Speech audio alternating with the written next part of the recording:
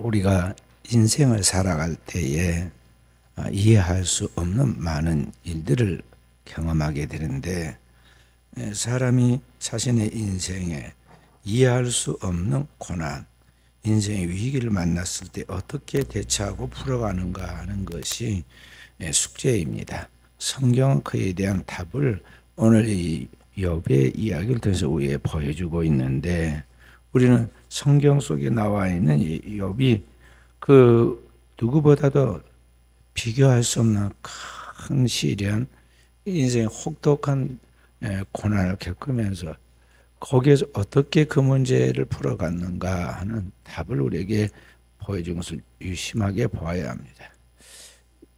욥도 우리처럼 어려움을 만나니까요.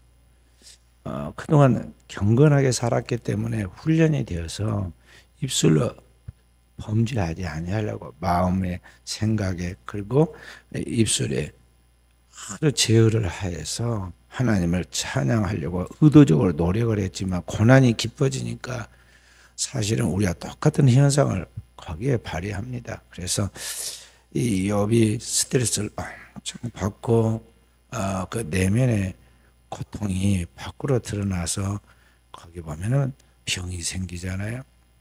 얼굴이 숫덩이처럼 되고 스트레스로 인해서 그냥 두드러기 정도가 아니라 부스럼 큰 종기가 나오지 않나. 그게 한두 개가 아니라 머리부터 발끝까지 엄청난 그러한 고통을 겪게 되죠. 우리가 이 가려움증, 몸에 가려움증이 있는 것 같이 또 힘든 게 없어요. 그런데 이 욥이 지금 얼마나 몸이 견디기 힘들 만큼 가려우며 깨진 기와장으로 온몸을 긁고 있었겠어요. 피가 많이 흐르고 고름이 나고 그랬을 것인데 어쨌든 고통 너무나 가려우니까 그랬다는 거죠. 그게 지금 그의 스트레스로 오는 그런 하나의 나타나는 현상들이거든요.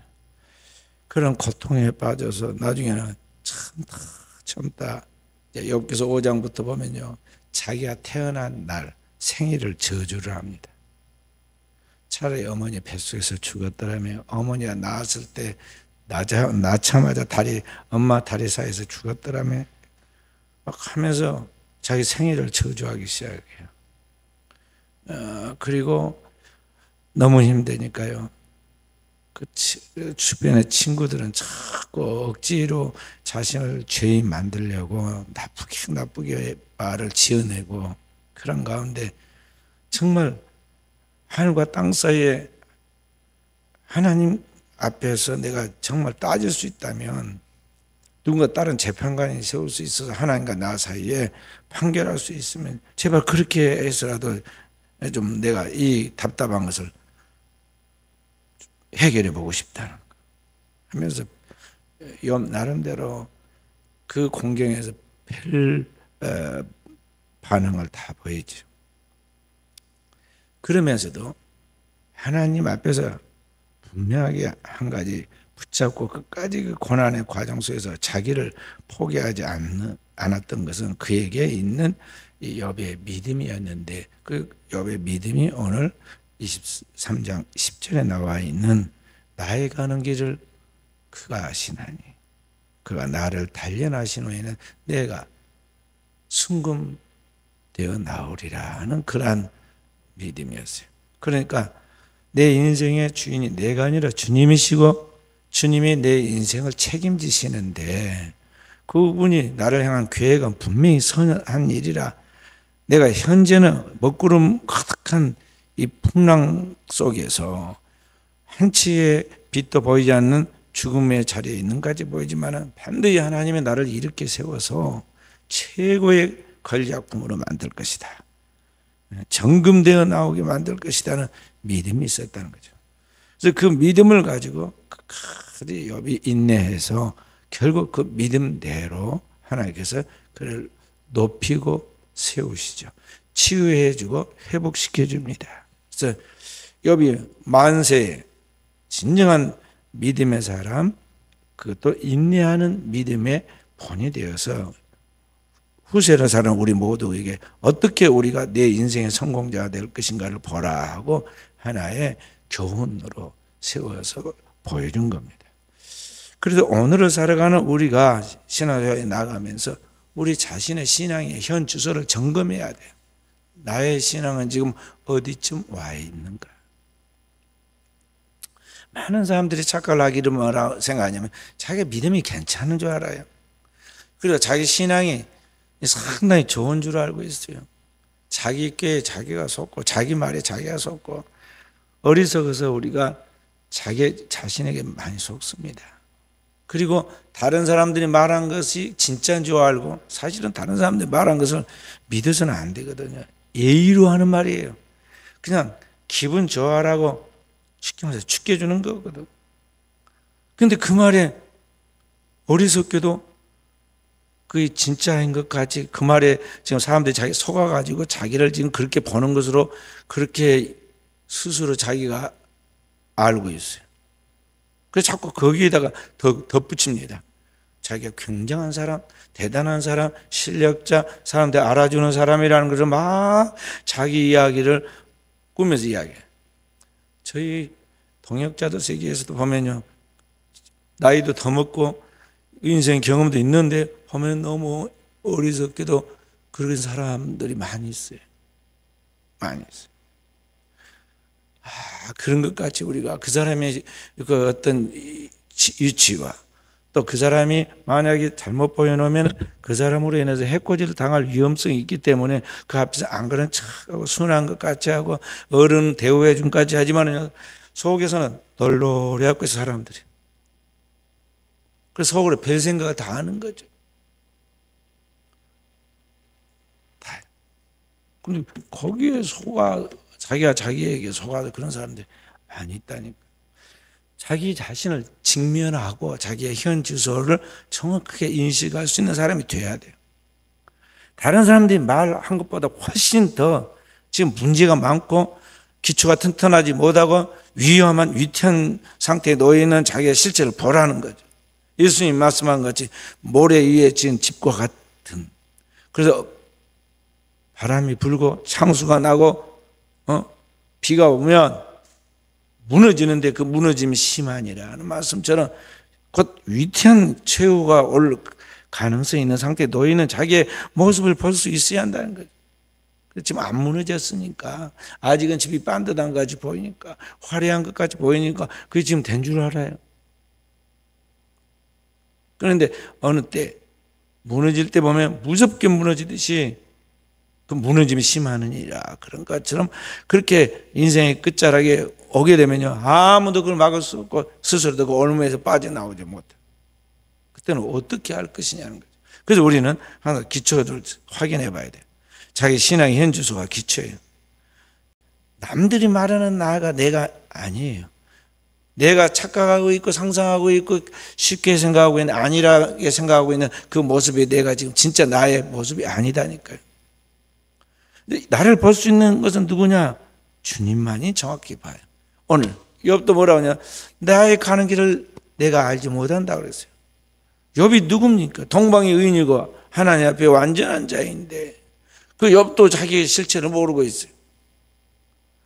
진짜 완전하면 하나님이 왜 그걸 훈련시키고 깨뜨리고 부서뜨려가지고 새롭게 재창조했겠어요?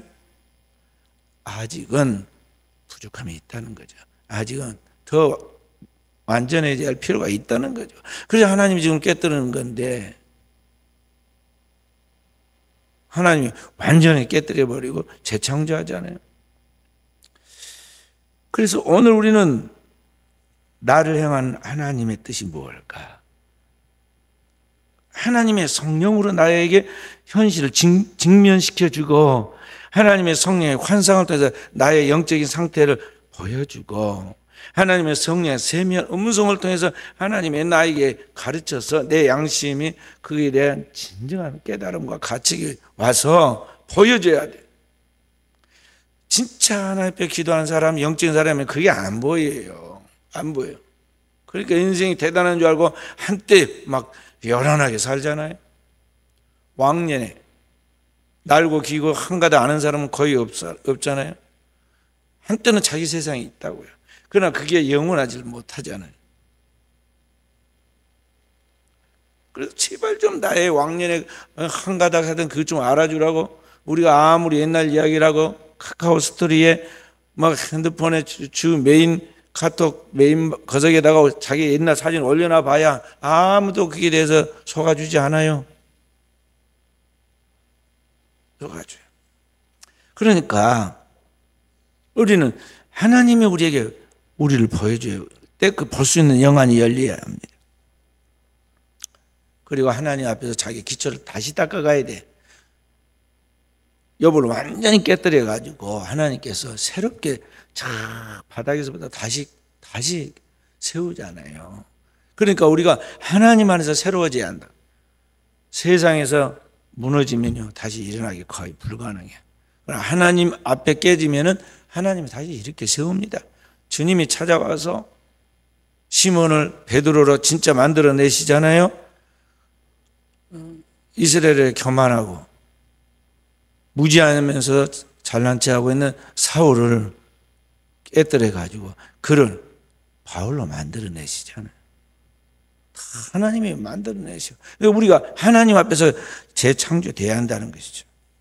그래서 우리를 향한 하나님 뜻이 무엇인가를 분명하게 찾아가지고 그것을 붙잡고 하나하나 따라가야 하고 자기를 만들어 가야 돼요. 그런 의미에서 지금 내가 하나님 앞에서 붙잡은 것은 무엇이며 지금 현재 나는 얼만큼 주님을 따라가고 있는가에 대한 정확한 자기 진단이 필요한 것이에요. 100년 전 저희 가정에 할아버지 사람들 와서 자고 가고 노는 사랑방에 이름도 모르는 성경 쪽복음을 팔면서 복음을 전하고 다니는 사람, 그 시대에 권서라고 책을 권하는 사람이다 그 말이에요. 매서인이라고도 하고 권서 한 분이 잠잘 데가 없으니까 그 동네에 요리 보다가 괜찮은 집에 들어간다고 들어가니 저희 할아버지 집에 들어왔어요. 거기서 잠을 자면서 복음을 전했는데 어떻게 전했겠어요? 눈치 봐가면서 조심스럽게 툭툭 던지면서 뭔가 복음을 전했지 않겠어요? 그런데 문제는 그때 떨어진 그 보이지 않는 하나님의 말씀이 복음의 씨 하나가 자라가지고 지금 100년이 지난 지금 와가지고 5대째 돼서 저희 가정에 복음의 확산이 이루어졌어요. 그때 그 이름 없는 그 무명의 권선이 던진 복음으로 말미암아 믿음이 들어간 저희 아버지가 순천노예 사경에 와서 참석해 일주일 동안 집회 참석 은혜를 받아가지고요 할아버지 산 동네에다가 교회를 개척해서 세웁니다. 왜냐하면 총회의 그 당시에 전도부 슬로건이 무교면 교회 없는 면에 교회 개척이었어요. 전 대한민국에 면 소재지에 교회가 없는 데가 허다했기 때문에 그렇게 우리 총회 전도부 슬로건을 정했는데 마침 저희 할아버지 동네가 면 소재지인데 교회가 없었어요. 그러니까 거기 교회를 개척했어요. 그렇게 해서 시작된 교회가 이렇게 세계째 확산이 되고 번식된 그 교회가 지금 지역에 남아있죠. 그때 또 떨어진 복음의 흐름이 저희 아버지를 통해서 저에게 전달이 됩니다. 저희 아버지는 제가 신학을 시작한 그 어린 때 제가 늘 그런 이야기를 하십니다. 저와 이상이 다른 이야기를 했어요. 저희 아버지가 뭐라고 하냐면 너는 남의 터에 교회를 세우지 말고 교회 없는 곳에 가서 복음을 전해서 복음을 듣지 못한 영혼들이 하나님을 믿도록 교회를 세우도록 해라. 이야기를 하십니다. 저는 신학을 공부했지만 아직 거기까지 생각하지 않을 뿐만 아니라 나 나름대로 젊은 사람으로서 이상이 있어요. 뭔가 꿈이 있었습니다.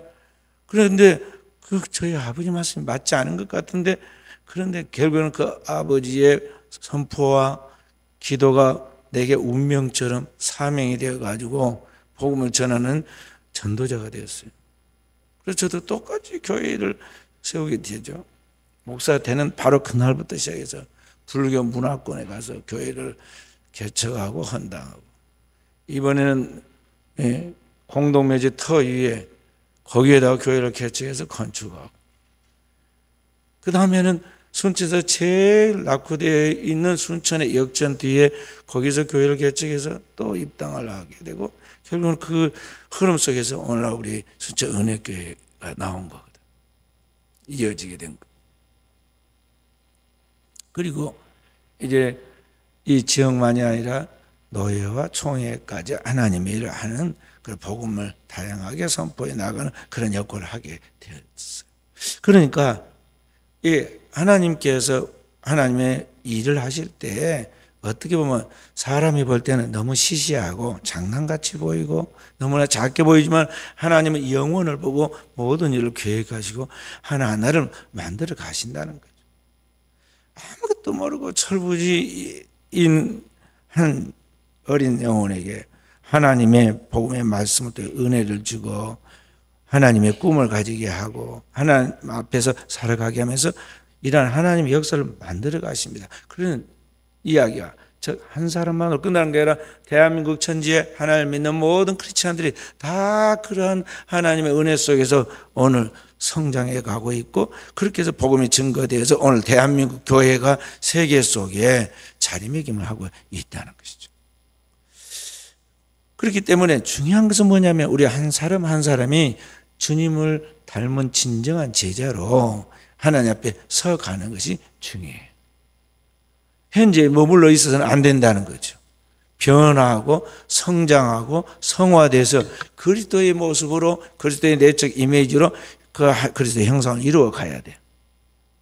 그런데 문제는 그렇게 안 된 채 마치 기형아처럼 성장하지 않고 그 전응아처럼 계속적인 발전을 하지 않고 거기에 한 자리에 도태된 것 같이 머물러 있다면 어떻게 되겠어요? 그런 의미에서 우리가 언제나 나의 영적인 신앙의 현실을 살펴봐라 하는 거죠. 어른아이라는 말처럼 키는 컸는데 나이는 먹었는데 하는 생각이나 언어나 행동을 보면 아기와 같이 영적으로 우리가 그렇게 나갈 수 있다는 것이, 오늘의 이 시대에 오늘날 우리 한국 사회 속에 교회도 있고 성도도 수도 있고, 그래서 오늘 한국 교회가 대단한까지 보이는데요, 정말 깨어서 서 있는 영적인 사람은 극소수이고 대다수 사람들은만요, 남이 장애 가니까 장애 가는 식으로 교회를 다니고 자신의 어떤 이권과 그 목적 때문에 교회를 다니는 사람이 많아요.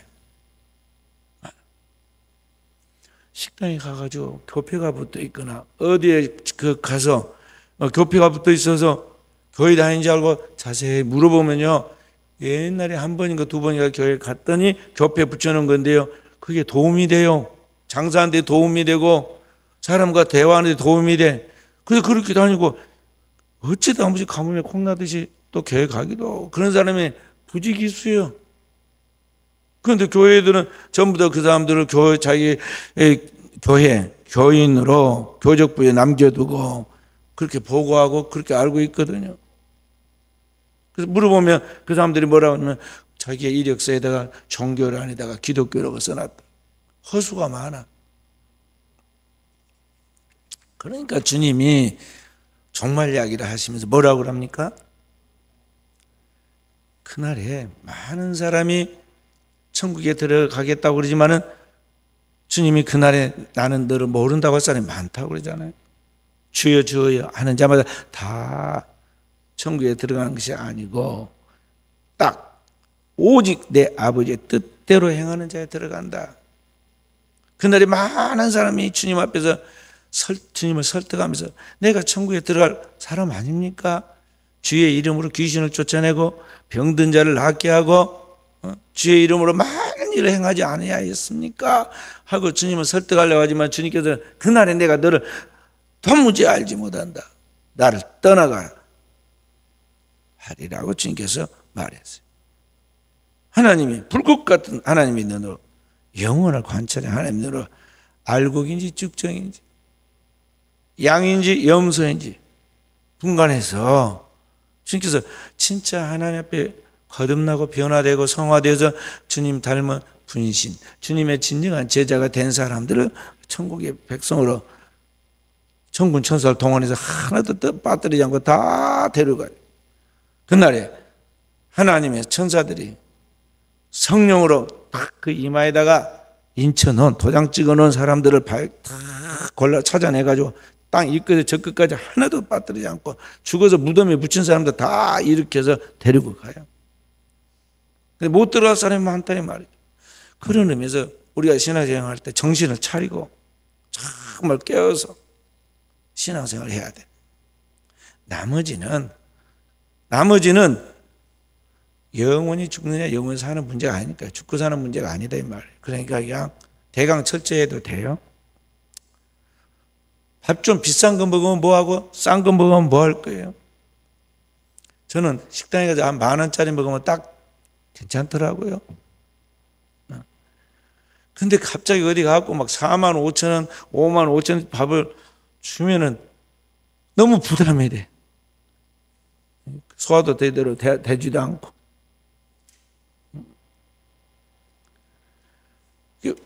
비싼 밥을 먹으나 그렇지 않은 밥을 먹으나 우리가 살아가 생존에 큰 차이 없거든요. 고칼로리로 비싼 밥을 먹은 사람은요, 그만큼 기름기 빼내고 운동 많이 해야 하는데, 사실 그런 사람들 또 그럴 시간도 없고 그러지도 뭐 하기도 싫어해.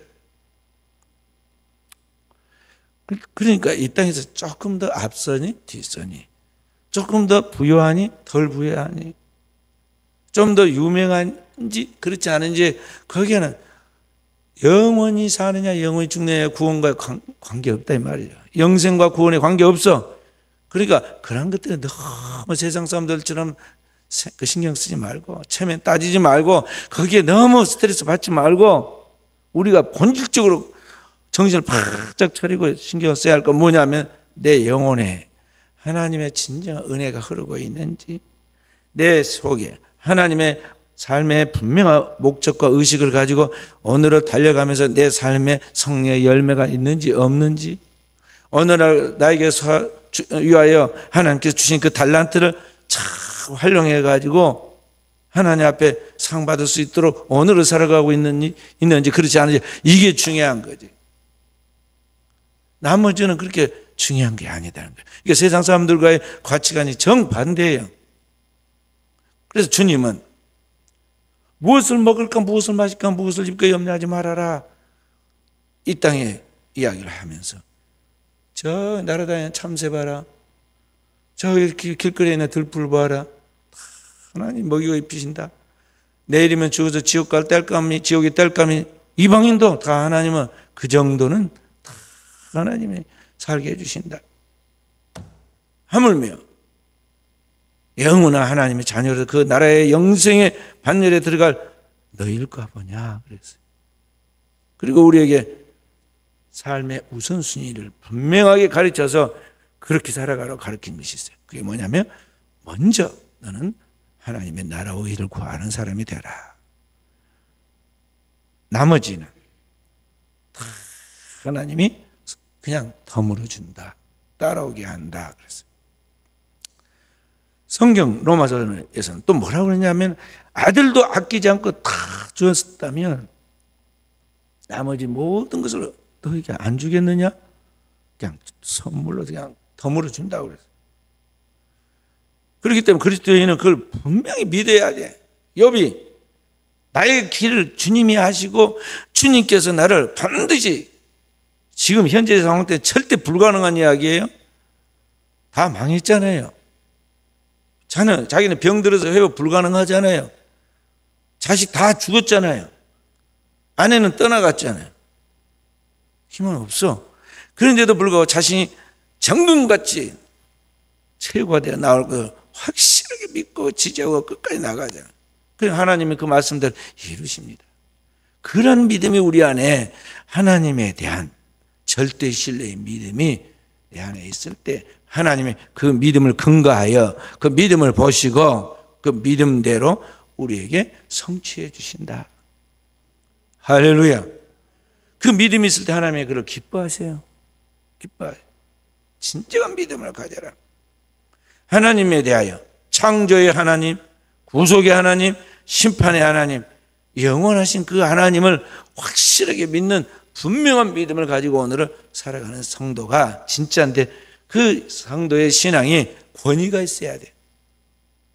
그러니까 막 옷을 화려하게 입고 뭘 꾸며가지고 사람이 그럴듯하게 보인 게 아니고, 성경이 뭐라고 하냐, 그런 사람을 회칠한 무덤이라고 그래서 껍데기만 번지르르하다는 거죠.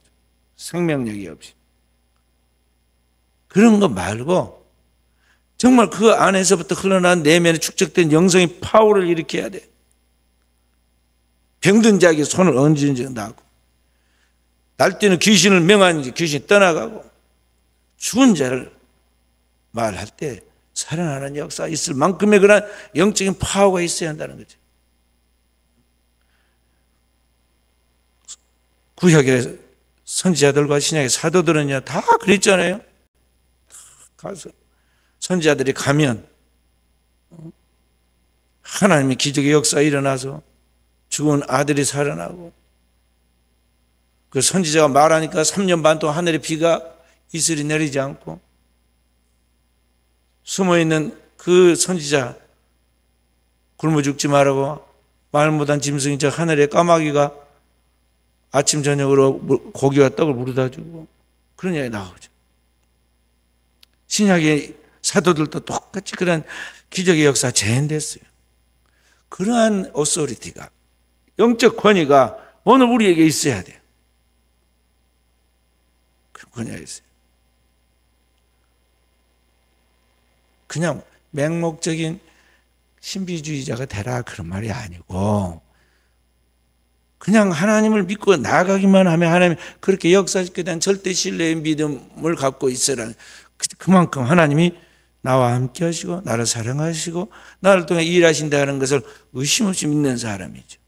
현대 크리스찬 중에 진정한 그런 믿음을 가지고 오늘을 살아가는 사람이 여러분 주변에 몇 사람이나 보나요?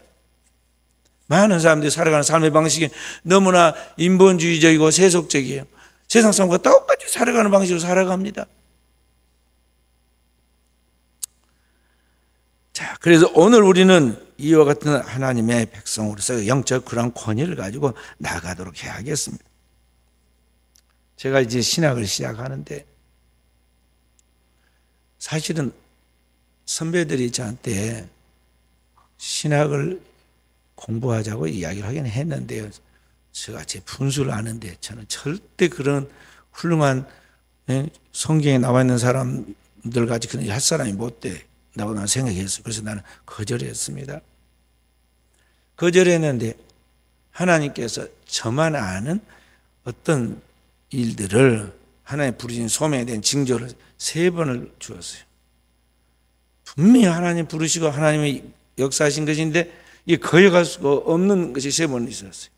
그래서 내가 1년 만에 순종해서 내 발로 그냥 알아서 신학교를 갔습니다. 누가 인자 가라온 것도 아닌데 혼자 갔어요. 막상 가기는 갔지만은요, 아무것도 나한테 없으니까 뭐 학비도 없고 생활비도 없고 아무것도 없으니까 어떻게 되겠어요? 그래도 전혀 의심 없었어요. 왜냐하면 살아계신 하나님이고 나는 그 하나님 불러서 하나님 앞에서 지금 준비하는 주의 종이니까 하나님 책임질 거, 성경에 있는 그 말씀 그대로 믿었어. 그래서 옥회와 신학을 동시에 시작을 했는데요, 시행착오가 많았죠. 그리고 이상과 현실이 너무나 다른 그런 보이지 않는 그 비하인드 스토리가 많이 있죠.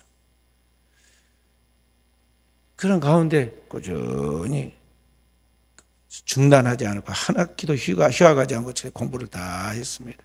하면서 대학교 신학대학 졸업하면서는 한국 토착화 신학이라는 논문을 쓰고, 끝나니까 하나님께서 저기 불교 문화권에 가서 복음을 전하게 했어요. 그리고 하나님 교회를 세우게 하고, 그 다음에 제자훈련을 통한 교회 개척이라는 논문을 쓰고 나니까 또 이번에는 무교지역인 거기 가서 교회를 개척하고 건축하게 하고, 그 다음에 이제는 성령에 의한 교회 성장이라는 논문을 쓰니까 이번에 하나님께서 이제 포괄적으로 하나님 사역을 하도록 사역을 맡깁니다. 그런 과정들을 쭉 겪어오면서 사실은 좌충우돌하고 불안전 점이 많이 있었죠. 그러나 그런 가운데도 하나님이 나를 만들어 가십니다. 그리고 하나님이 그 일을 맡기시고 일을 시키시는데 사람들이 살아가는 삶과 내 삶이 너무나 다르니까요. 다르니까 어떻게 보면 혼란할 때도 있고 오해할 때도 많고 좋지 않은 그런 일들을 당할 때도 많이 있었어요. 그래도 그러한 사람들의 말이나 또 사람들이 멸시하고 조롱하는 것이나 그런 가운데 있어도 내가 하나님의 종으로서 하나님의 일을 해야 한다는 그런 정체성을 절대 잃어버리지 않고 하나님이 나를 부르신 그 소명과 그 하나님 앞에서 해야 할 그 일에 대한 목적을 분명하게 가지고 나의 길을 꾸준히 걸어갔어요. 오늘날 이제 사역을 거의 이제 마무리 단계로 내려가면서 생각해 봅니다. 나 된 것은 내가 아니요 오직 하나님 은혜라고 사도 바울이 고백한 것까지 오늘 나를 부르시고 나를 만들어서 하나님이 일을 하게 한 그 모든 것이 하나님이 하시는 일이에요. 중요한 것은 내가 중심을 가지고 흔들림 없이 주님 앞에 서 있는 게 중요했던 거죠. 만약에 내가 인간적으로 살기 위한 방법을 찾아가지고 여기 기웃거리고 저기 사람을 의존하고 인간을 크게 보고 인간의 종이 되어서 가방 들고 따라다니고 여기 붙어가지고 편들고 저기 가서 편들어가지고 이렇게 소위 정치를 하면서 돌아다녔다든지 뭐 이렇게 됐다면 오늘날 내가 어떻게 됐겠어요? 어떻게 오늘 하나님의 교회를 섬기며 노예와 총회를 섬기면서 일할 수 있었겠느냐 하는 것이죠. 하나님의 각각의 부름이 있어요. 우리 교회 앞에 보면은 철쭉도 있고 개 복숭아도 있고 여기 다양한 뭐 또 은목서도 있고 다 있잖아요. 큰 것도 있고 작은 것도 있어요. 다 그 자체 존재의 의미가 있고 가치가 있어. 그러니까 우리 한 사람 한 사람 하나님 앞에서 아주 절대적인 가치를 가지고 있는 하나님이 세운 사람들이에요. 그러니까 하나님의 자기를 부른 자기의 의미가 무언가를 알고 자기를 부르신 하나님의 목적을 따라 가라는 거죠. 그것을 준비하면서 가야 돼. 백합이 페랭이 흉내를 내서도 안 되고 페랭이 꽃이 백합 흉내를 내서도 안 돼. 자기를 부르신 하나님의 그 목적을 따라서 자기 길을 준비해서 최선을 다해서 나아가면 어느 때인가 하나님의 때 나를 부르신 그 목적에 따라서 결국에는 하나님이 그 일을 완성하시고 꽃피고 열매 맺게 하신다 이 말이죠. 그래서 우리는 항상 하나님 앞에 자기의 인생을 잘 다듬어 가도록 깨어있는 종들이 되어야겠어요. 최근에 우리나라 사람들이 세계 여행을 많이 갑니다. 세계 여행을 가면은 세계에 있는 좀 의식 있고 똑똑한 분들이 한국 사람들을 만나면 그렇게 부른다고 해요. Who is next? 다음은 누구입니까? 그런 이야기예요. 그러니까 지금 러시아와 우크라이나가 전쟁을 일으키고 있고 그 다음에 하마스와 이스라엘이 서로 전쟁 중에 있는데 그 다음에 위험한 나라가 어디냐 이 말이죠. 위험한 데가 동북아시아 쪽인데 저 중국하고 대만하고 붙든지 아니면 한반도에 북한과 남한이 붙든지 뭔가 전쟁이 일어날 가능성이 지금 농후한데 다음은 어디냐고 물어본 거예요. 그러니까 우리 한국을 지금 지칭해가지고 한국 아니냐? 한국 위험하잖아? 이제 폭발할 때가 됐네? 그런 말이거든. 실제로 지금 세계에서 가장 위험한 나라가 이제 북한과 우리 남한입니다. 세계 군사력에 있어서 4위, 5위에 가고 있는 우리 남한과 세계 몇 개 나라 없는 핵무기를 가지고 있는 나라가 북한이에요.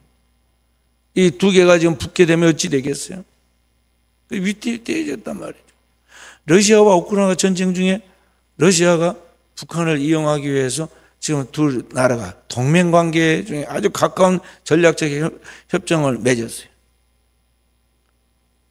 이게 어디로 불똥이 튈지 모르는 그런 위태한 상황 속에 지금 우리 한국이 처해 있거든요. 과연 우리가 어떻게 이 난관을 우리나라 극복해 나가고 70년 넘게 평화를 유지하면서 쌓아놓은 모든 노하우와 번영과 그 또 이 나라의 안정을 지켜나갈 것이냐 하는 거죠. 정치인들이 할 수 있을 것 같아요? 한국 정치가 희망을 줍니까? 아니면 그 누가 우리 민족을 보호해 주겠어요? 물론 미국과 우리나라가 오래전부터 그렇게 이제 동맹관계를 맺어서 서로 협력하지만은 그게 절대적 보호가 되지는 못하죠. 세계 제1차 대전, 2차 대전 다 이런 거 보면 사소한 것 때문에 전쟁이 시작됐어요. 어떻게 세계 3차 대전이 일어날지 몰라요. 이런 상황 속에서 어떻게 우리 민족이 보존될 것인가? 인간에게는 답이 없어요. 그런데 하나님 봐보세요. 100년 전에 우리나라가 5천년 역사에 처음으로 나라가 외세에 의해서 완전히 망해가지고 그래가지고 다른 나라에 그냥 속국이 되고 말았어. 일본에 완전하게 망해가지고 그리고 또 일본으로부터 해방되었는가 했더니 이번에는 뭐가 됐느냐? 남한과 북한의 공산주의와 민주주의의 충돌과 함께 전쟁이 일어나가지고 엄청난 전쟁의 참화가 벌어졌다고. 그런 대환란이 우리나라의 대환란이 근세 여기 있었단 말이죠. 하나님을 믿고 난 이후 환란이 두 번 그렇게 있었는데 이런 과정을 극복하고 오늘의 대한민국이 지금 세워진 거예요. 그러니까 왜 하나님이 이런 환란과 고난을 주었겠는가 하는 걸 우리가 알아야 돼. 이런 환란과 고난을 통해서 하나님이 우리를 지금 만들어 가시는 거예요. 구원은 하나님밖에 없고 우리의 희망은 하나님만이 우리를 세울 수 있다는 것. 일본의 침략으로부터 해방되는 것, 북한의 공산주의 국가의 침략으로부터 우리나라가 다시 구원받아가지고 자유의 나라가 될 수 있었던 거, 이게 다 하나님의 특별한 보호와 은총 속에 이루어진 거거든. 그렇다면 우리 민족을 이렇게 고난의 과정을 통해서 만들어가신 목적이 뭔가를 우리가 깊이 생각해야 돼. 세계가 지금 전쟁에 참할 수가 있는데 유일하게 복음으로 지금 철저하게 훈련되어서 나오고 연단받은 나라가 어디냐면 대한민국이에요. 대한민국은 세계에서 가장 선교사를 많이 보내고 선교사를 보내서 성공적으로 지금 자란 나라가 대한민국이에요. 그러니까 우리 대한민국이 복음으로 민족의 통일과 아시아의 하나님의 복음의 선교 전초 기지가 되고 세계 선교를 이루어가는 데 있어 그 모든 역할을 감당하기 위해서는 보통의 약군 될 수 있는 게 아니에요. 그래서 하나님이 이런 과정을 통해서 지금 우리 민족을 깨뜨리시고 만들어서 이 하나님의 꿈을 이 땅에 이뤄가시려고 지금 이런 과정들을 통해서 우리를 만들었다고 볼 수가 있다 이 말이죠. 그렇기 때문에 오늘을 살아가는 우리 성도들은 이 민족을 통해서 이 땅에 하나님의 나라를 이루어가도록 이 민족이 주님을 진정으로 믿는 제자들로서 땅끝까지 하나님의 복음이 전파되는 하나님의 나라가 이 땅에 이루어지는 그 하나님의 나라의 십자가의 군사로서의 사명을 감당할 수 있도록 오늘 한국 교회가 깨어 기도해야겠어요. 그리고 그 중요한 일에 제일 중요한 역할을 하는 그 자리에 오늘 우리 순체 은혜교회가 자리매김을 하도록 우리가 깨어 있어야 하겠습니다. 오늘을 사는 저와 우리 사는 성도들이 이와 같은 영적인 사람으로 서서 자기를 단장하고 훈련시켜 나아간다면 하나님이 반드시 이 민족을 통해서 하나님의 역사를 이 땅에 나타내게 될 줄로 믿습니다.